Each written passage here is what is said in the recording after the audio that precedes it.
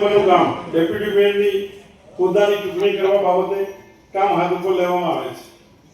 Deputy મેયરના હોદ્દાની ચૂંટણી કરવાની કાર્યવાહી પૂર્ણ કરવા proceeding officer Shri RP Joshi સાહેબને અધિકૃત કરું છું.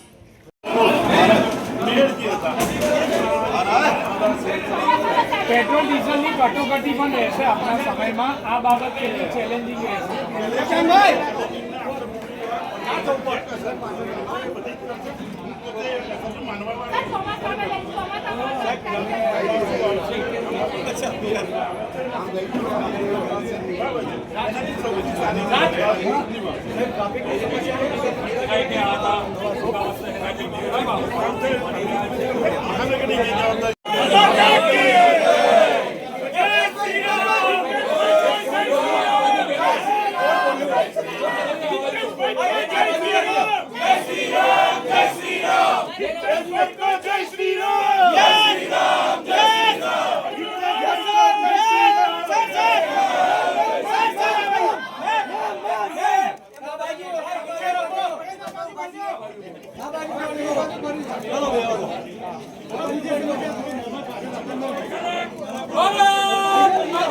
રાજુભાઈ દવે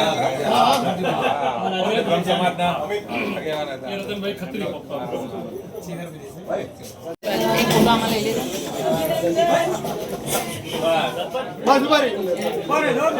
અરે સાહેબ યસ સર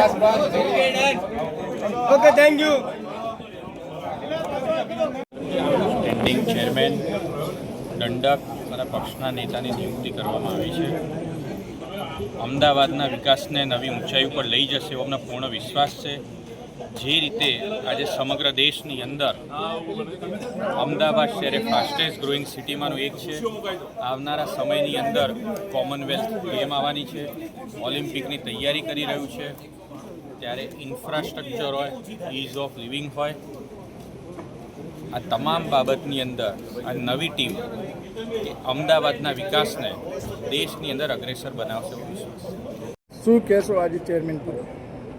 ત્યારે દંડક તરીકેની જે જવાબદારી પાર્ટીએ આપી છે અને એ જવાબદારીના માધ્યમથી જે પાર્ટીએ મારા પર વિશ્વાસ મૂક્યો છે એ વિશ્વાસ ઉપર ખરા ઉતરવા માટે ચાંદખેડા વોર્ડ તથા આખા અમદાવાદ શહેરમાં કઈ રીતે નાગરિકોની સુખ સુવિધામાં વધારો થાય તેના માટેના અમે પ્રયાસ કરીશું.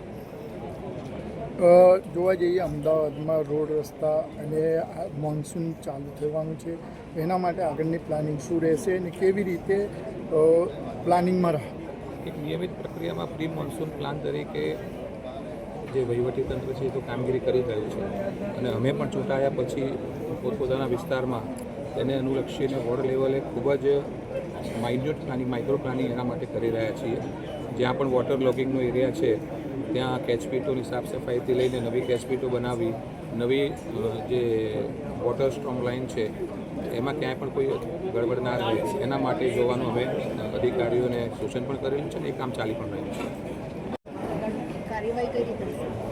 ગેરકાયદેસર બાંધકામનું જે કંઈ પણ વિષય ધ્યાન ઉપર આવશે એના નિયમ પ્રમાણે કામગીરી કરવાના અમે સૂચન આપીશું.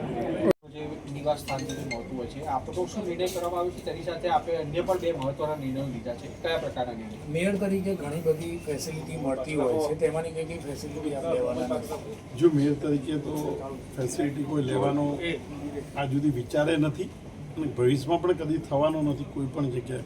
હું છોતેરમાં બુડકરી ગામનો સરપંચ હતો થી લઈ શરૂઆત કરેલી અને એપીએમસીનો વાઇસ ચેરમેન પણ રહ્યો છું, ડિસ્ટ્રિક્ટ બેંકમાં પણ રહ્યો છું. કોઈ પણ સંસ્થાઓ, સહકારી સંસ્થાઓમાંથી મેં આજ સુધી ક્યારેય વાઉચર લીધું નથી અને લેતો નથી. આવનાર દિવસમાં મેયર તરીકેની જે સવલતો મળવાની છે અહીંયા પ્રજા સમક્ષ રહેવા સિવાય, પ્રજાના ચા પાણી સિવાય અમદાવાદ શહેરનું મારા માટે કોર્પોરેશનની જે કોઈ સુવિધા મળે છે એ મારા માટે કોઈ કામની નથી. મારા ભગવાનની દયાથી, આપ બધાના મારા મા બાપની પુણ્યથી જે મારી જોડે વ્યવસ્થા છે એની કોર્પોરેશનની ગાડી પણ હું મારી પોતાની જ વાપરું છું. મને નરેન્દ્રભાઈએ જે સૂચન કર્યું છે કે ઇલેક્ટ્રિક કાર જ હું વાપરી અને ઇલેક્ટ્રિક કાર સિવાય મારો પ્રવાસ નહીં હોય. અમદાવાદ શહેર માટે પ્રોટોકોલની દ્રષ્ટિએ જ્યારે જરૂર પડશે ત્યારે પ્રોટોકોલનું સાધન વાપરીશ. ખાસ તો મેયર બંગલે રહેવા જવાની કોઈ પણ પ્રકારનું પ્લાનિંગ? મેયર બંગલાથી મારું નાનકડું ઘર છે અને મારા નાનકડા ઘરમાં જ હું રહેવાનો છું. મારા ગઈ ટર્મની અંદર પણ મારા મારી મેયર કિરીટભાઈની આપણે જોયેલું જ છે. કિરીટભાઈ પણ એક નાનકડા રૂમમાંથી આવતા હતા, એ પણ આજ સુધી નહોતા ગયા. હું પણ નથી જવાનો. મેં એમની સાથે કામ કર્યું છે. બધા ભૂતપૂર્વ મેયરોની ઘણા લોકોને જોયા છે. આ બધા જ લોકો અમદાવાદનો પહેલો મેયર મિલ માલિક હતા. આજે હું ખેડૂત તરીકે છું અને ખેડૂત તરીકે મારી ભૂમિકા હોય કે બધાની જનતાની વધુને વધુ સવલત મળે એ પ્રયાસ કરું. મુખ્યમંત્રી આદરણીય ભૂપેન્દ્રભાઈ પટેલ સાહેબ અને અમદાવાદના ઉત્તર પ્રદેશના અધ્યક્ષ શ્રી જગદીશભાઈ વિશ્વકર્મા સાહેબ, અમદાવાદના પ્રમુખ શ્રી બ્રજેશભાઈ શાહ સાહેબ અને મોડી મંડળના તમામ લોકોનો હું હૃદયપૂર્વક આભાર માનું છું.